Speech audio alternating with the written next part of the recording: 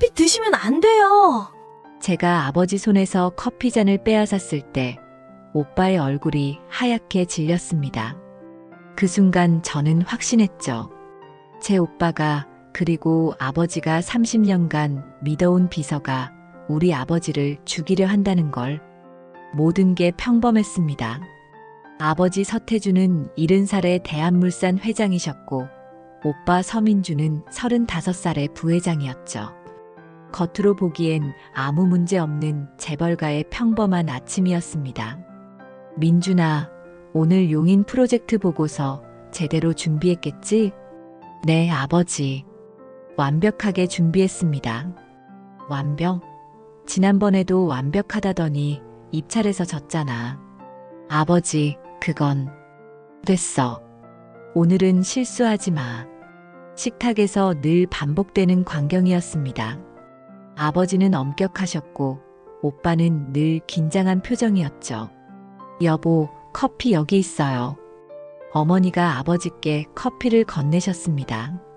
30년 동안 변하지 않은 아침 풍경이었어요.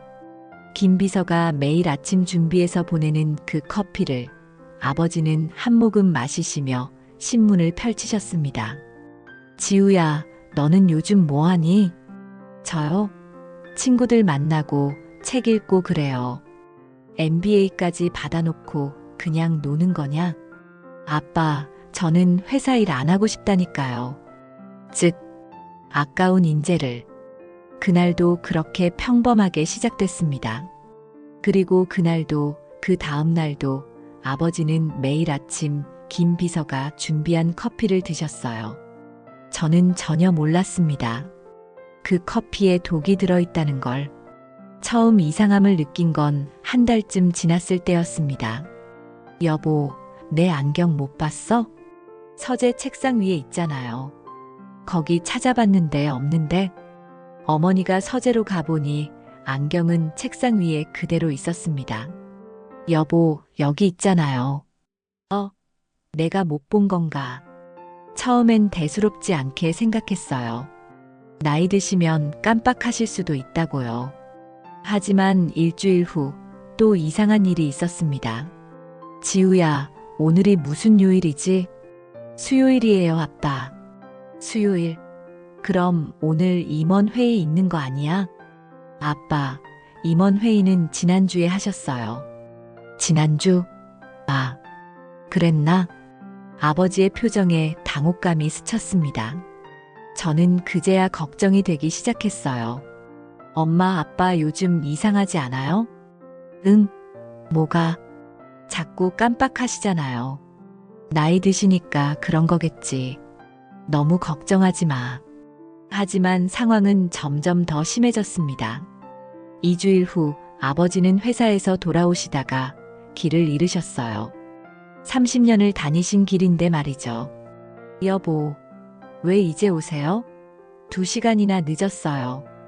미안해. 내가 길을 잘못 들어서. 길을? 30년을 다니신 길을요? 어머니의 얼굴이 창백해졌습니다.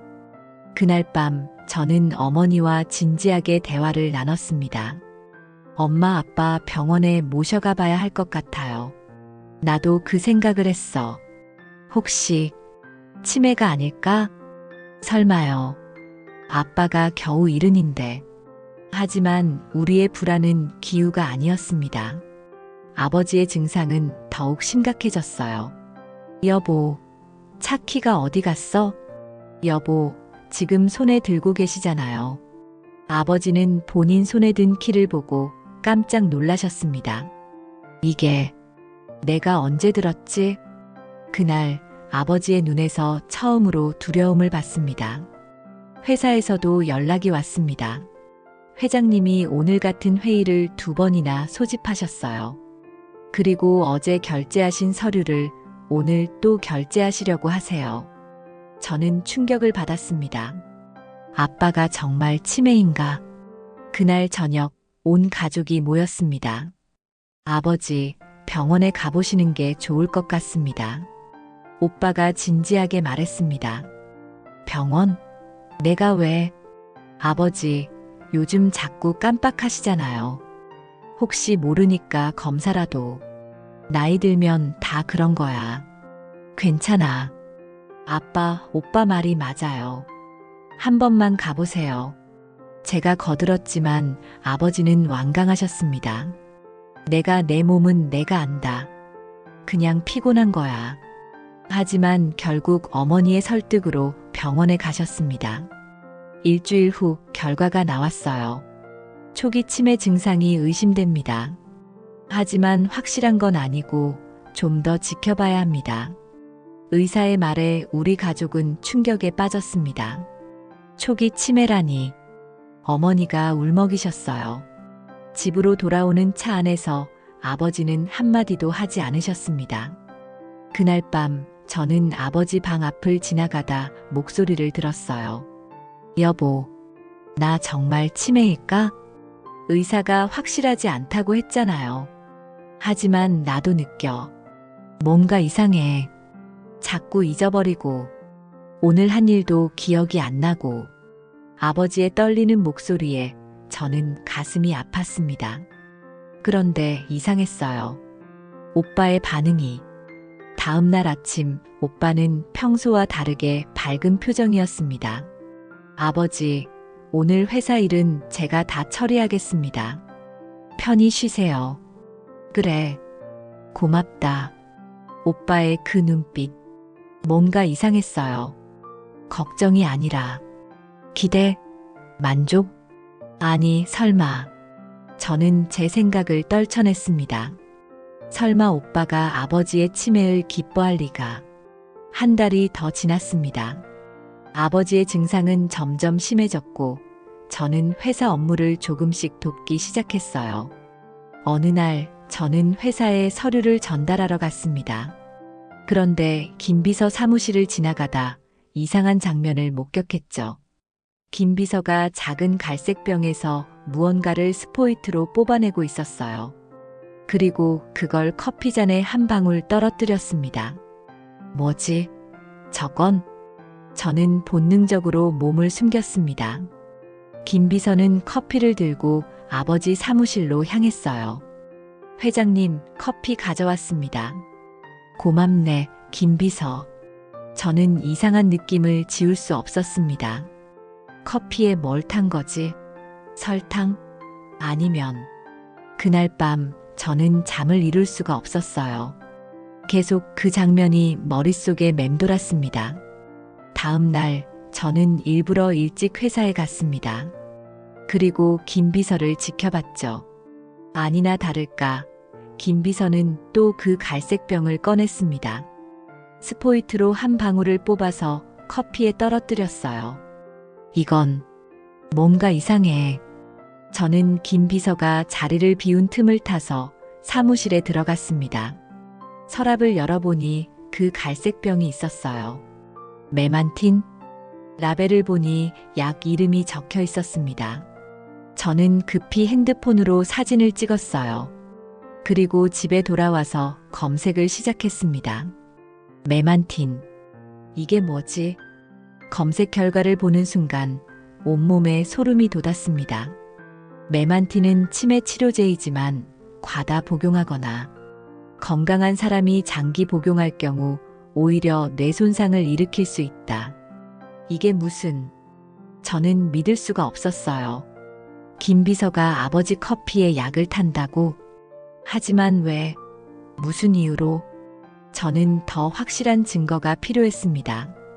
다음 날부터 김 비서를 본격적으로 미행하기 시작했어요. 일주일 동안 지켜본 결과 김 비서는 매일 아침 똑같은 행동을 반복했습니다.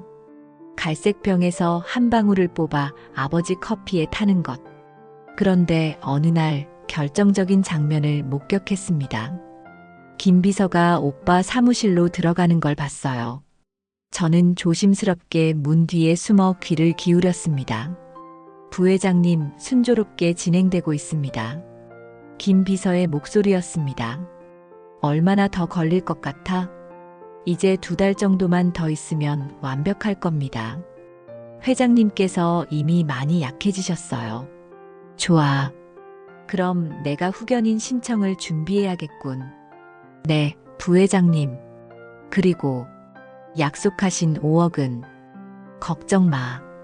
일이 끝나면 바로 줄 테니까. 이 일만 성공하면 자네는 큰 돈 버는 거야. 그리고 나는 드디어 이 빌어먹을 아버지 그늘에서 벗어나는 거고. 감사합니다, 부회장님. 저는 믿을 수가 없었습니다. 제 오빠가 아버지에게 약을 먹이고 있다고. 다리에 힘이 풀렸어요. 벽에 기대지 않았으면 그대로 주저앉았을 겁니다. 왜 오빠가 이런 짓을? 그날 밤 저는 아버지 서재에 몰래 들어갔습니다. 뭔가 단서가 있을 것 같았거든요. 책상 서랍을 뒤지다가 이상한 서류를 발견했어요. 경영권 이양 계획서. 내용을 읽는 순간 모든 퍼즐이 맞춰졌습니다. 아버지가 저에게 회사를 물려주려는 계획이 상세하게 적혀 있었어요. 이래서 오빠는 평생을 부회장으로 일하면서 회장 자리를 기다렸을 겁니다. 그런데 아버지가 갑자기 저에게 회사를 넘기려 하니까 그걸 막기 위해 아버지를 치매로 만들려는 거였죠. 그리고 아버지가 무능력자가 되면 법적 후견인이 되어서 회사를 차지하려는 이 미친. 저는 분노로 몸이 떨렸습니다. 하지만 동시에 슬펐어요. 제가 믿고 따르던 오빠가 이런 사람이었다니. 저는 대학 동기인 변호사 친구 수진이에게 연락했습니다. 수진아, 나 좀 도와줘. 무슨 일인데? 카페에서 만나 모든 상황을 설명했어요. 수진이는 충격을 받은 표정으로 말했습니다. 지우야, 이건 살인 미수야. 당장 경찰에 신고해야 해. 아직 안 돼. 증거가 부족해. 지금도 충분한데? 아니야. 더 확실한 증거가 필요해. 오빠가 직접 지시한 녹음이나 영상 같은 거. 그럼 내가 직접 증거를 모으겠다는 거야? 응. 도와줄래? 수진이는 한숨을 쉬며 가방에서 뭔가를 꺼냈습니다. 이거 초소형 녹음기야. 그리고 이건 버튼 카메라. 내가 형사 사건 맡을 때 쓰는 거야. 고마워, 수진아. 근데 지우야, 조심해. 내 오빠가 아버지한테 이런 짓을 하는 사람이면 너한테도 뭘 할지 모르거든.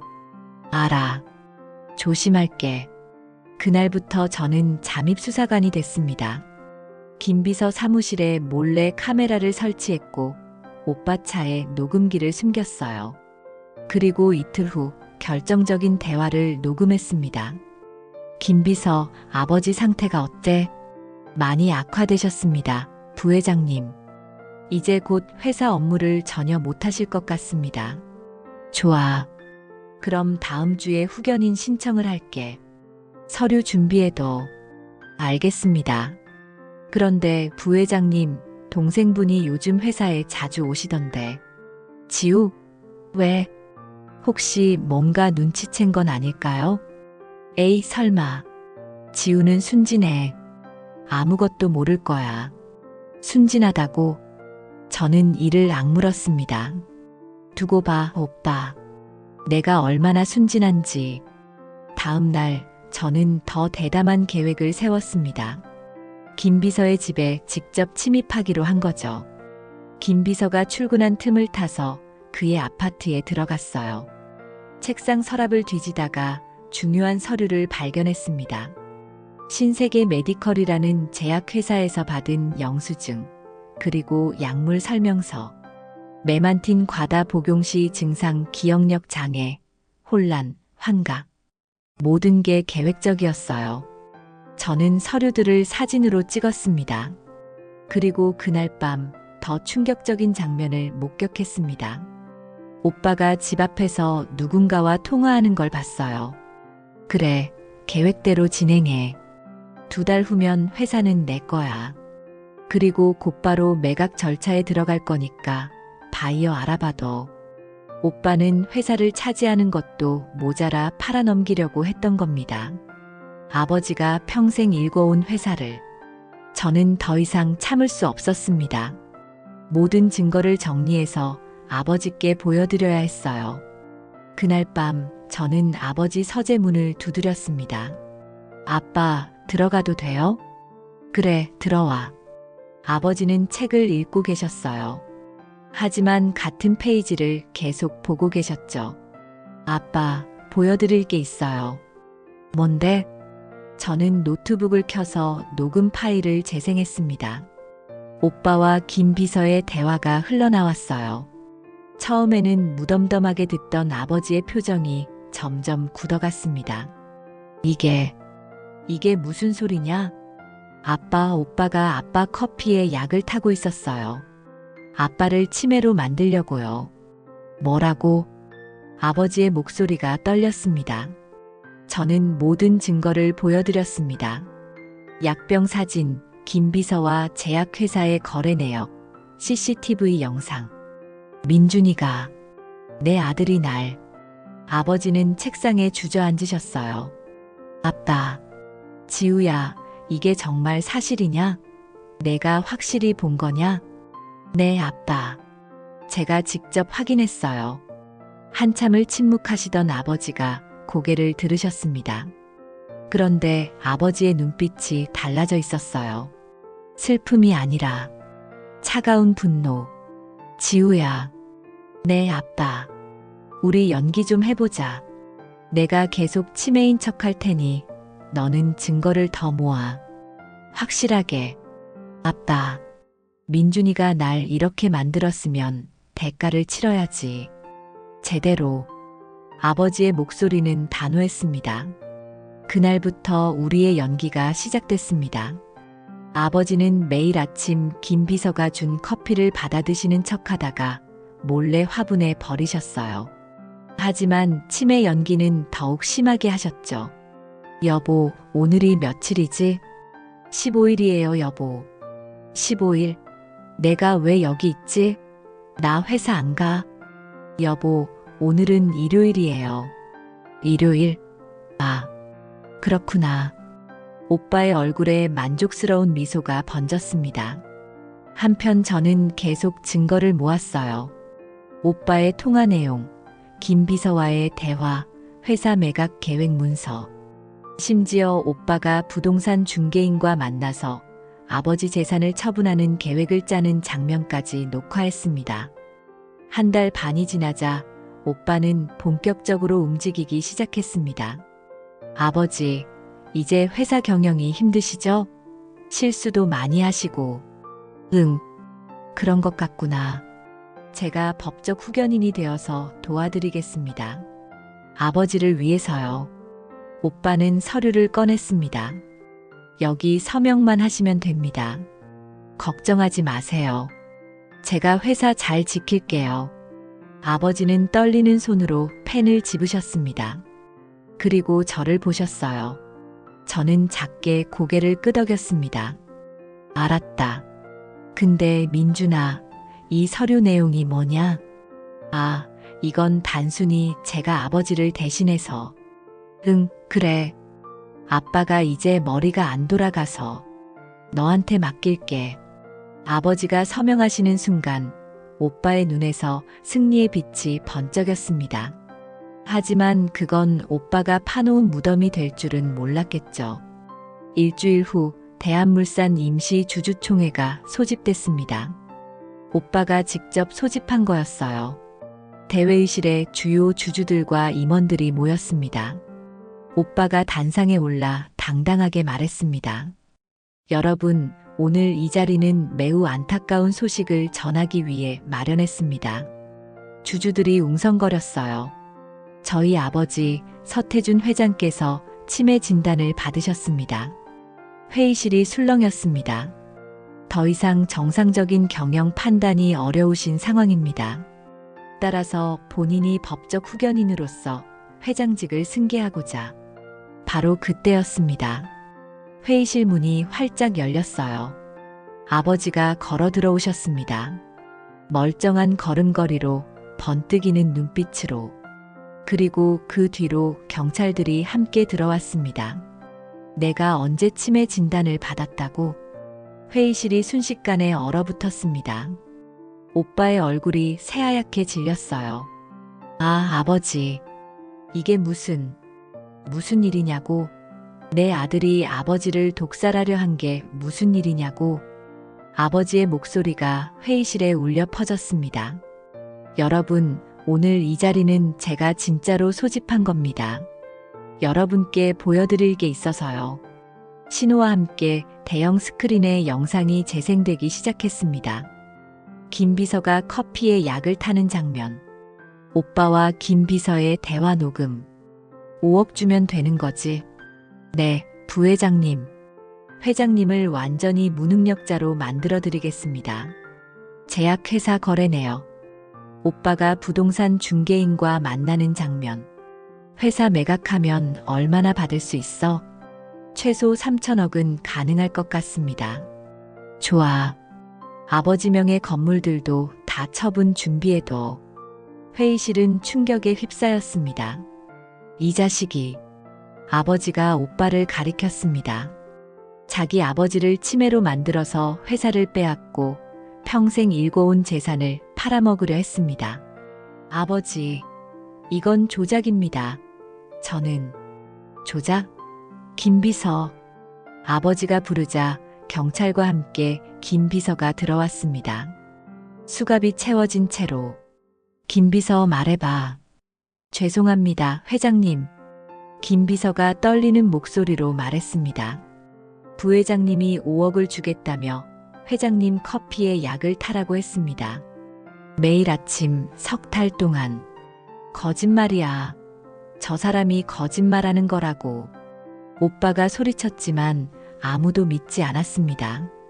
민준아. 아버지가 차갑게 말씀하셨습니다. 내 녹음 파일 다 있어. 내 목소리로 직접 지시하는 거. 그리고 내가 회사 매각하려던 계획서도 다 확보했어. 스크린에 오빠가 직접 작성한 회사 매각 계획서가 떴습니다. 대한물산 매각 후 예상 수익 3,200억.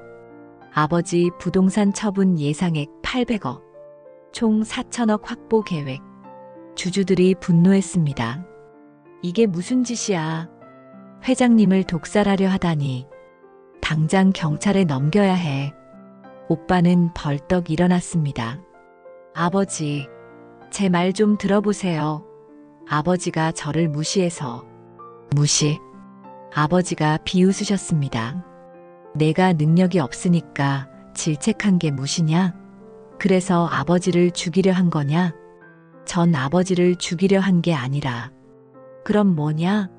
멀쩡한 사람한테 뇌손상 약물을 석 달이나 먹인 게 뭐냐? 저는 그냥 됐어. 변명하지 마. 아버지가 경찰을 쳐다보셨습니다. 경찰관님, 이 사람 데려가세요. 살인, 미수, 약물 투여, 사기, 배임. 해당되는 죄목 다 적용해 주시기 바랍니다. 알겠습니다, 회장님. 경찰이 오빠에게 수갑을 채웠습니다. 아버지, 저 정말 죄송합니다. 한 번만 용서해 주세요. 오빠가 울부짖었지만 아버지는 돌아보지도 않으셨습니다. 용서? 내가 나한테 그런 걸 바랄 자격이 있다고 생각해? 아버지, 너는 이제 내 아들이 아니야. 법정에서 보자. 오빠는 경찰에게 끌려나갔습니다. 회의실을 나가면서도 계속 소리쳤죠. 아버지, 지우야, 엄마. 하지만 아무도 쳐다보지 않았습니다. 한 달 후 재판이 열렸습니다. 법정은 기자들로 가득했어요. 피고인 서민준에게 다음과 같이 선고한다. 판사가 판결문을 읽기 시작했습니다. 살인, 미수, 약물 투여, 사기, 배임, 횡령, 미수. 각 죄목을 종합하여 징역 15년을 선고한다. 판사님, 제발 한 번만 기회를. 피고인은 자신의 친부를 상대로 치밀하고 악랄한 범죄를 저질렀습니다. 게다가 반성의 기미조차 보이지 않습니다. 이에 법정 최고형을 선고합니다. 오빠는 그 자리에서 무너졌습니다. 김 비서는 7년을 선고받았죠. 법정을 나서는데 오빠가 저를 불렀습니다. 지우야, 면회 와줘. 제발. 저는 차갑게 말했습니다. 오빠, 아니 서민준 씨. 저한테 그런 거 바라지 마세요. 오빠는 우리 아버지를 죽이려 했어요. 용서 같은 건 없습니다. 지우야, 15년 동안 감옥에서 후회하세요. 그게 오빠가 할 수 있는 전부예요. 저는 돌아서서 나왔습니다. 일주일 후 아버지는 기자회견을 열었습니다. 대한물산은 제 딸 서지우에게 정식으로 경영권을 이양합니다. 기자들이 놀라워했어요. 회장님, 아드님은요? 제게 아들은 없습니다. 있었던 사람은 이제 범죄자일 뿐입니다. 하지만 혈육인데, 혈육이라고 해서 용서받을 수 있는 죄가 있고 없는 죄가 있습니다. 제 아들이었던 자는 선을 넘었습니다. 아버지의 단호한 대답에 기자들은 더 이상 묻지 못했습니다. 그날 이후 우리 가족은 오빠 이야기를 꺼내지 않았습니다. 어머니도 마찬가지였어요. 여보, 전 이제 민준이를 제 아들로 생각하지 않겠어요. 여보, 평생을 키웠는데 아빠를 죽이려 하다니. 그런 자식은 필요 없어요. 어머니의 말씀은 확고했습니다. 석 달 후 교도소에서 편지가 왔습니다. 오빠가 보낸 거였어요. 아버지, 어머니, 지우야, 정말 죄송합니다. 면회 와주세요. 제발. 여기 너무 힘듭니다. 가족이 그립습니다. 아버지는 편지를 찢어버리셨습니다. 답장 안 하시게요? 할 말이 없어. 자기가 한 짓 대가를 치르는 거야. 면회는요? 평생 안 갈 거야. 그 자식 얼굴 다시 볼 일 없어. 어머니도 고개를 끄덕이셨습니다. 저도 안 갈 거예요. 그런 자식 낳은 게 부끄러울 뿐이에요. 1년이 지났습니다. 저는 대한물산을 성공적으로 경영하고 있었어요. 아버지가 물려주신 회사를 더욱 키웠죠. 사람들이 가끔 묻습니다. 그래도 혈육인데 용서는 안 하시나요? 그럴 때마다 저는 이렇게 답합니다. 용서는 잘못을 뉘우치고 진심으로 반성하는 사람에게 하는 겁니다. 하지만 그 사람이 저질렀던 죄의 무게가 너무 크면 용서로도 지울 수 없는 것들이 있습니다. 오빠는 지금 교도소에서 외롭게 지내고 있을 겁니다. 면회객도 없이, 가족도 없이. 그게 바로 자기 아버지를 배신한 자의 운명입니다. 10년 후 오빠가 출소한다 해도 우리 가족에게 돌아올 곳은 없습니다. 우리는 이미 오빠 없는 가족으로 완성됐으니까요. 아버지는 건강하시고 어머니는 행복하시고 저는 회사를 성공적으로 키우고 있습니다. 우리 가족은 행복합니다. 오빠 없이도, 아니, 오빠 없이 더욱 행복합니다. 그리고 오빠는 감옥에서, 그리고 출소 후에도 평생 후회하며 살겠죠. 가족을 배신한 대가가 얼마나 큰지. 여러분, 욕심을 부리지 마세요. 가족을 배신하지 마세요. 한번 무너진 신뢰는 절대 회복되지 않습니다. 그리고 그 대가는 상상보다 훨씬 더 큽니다. 끝까지 함께 해주셔서 고맙습니다. 이야기가 즐거우셨다면 구독과 좋아요로 응원해주세요. 다음 이야기로 다시 찾아뵙겠습니다.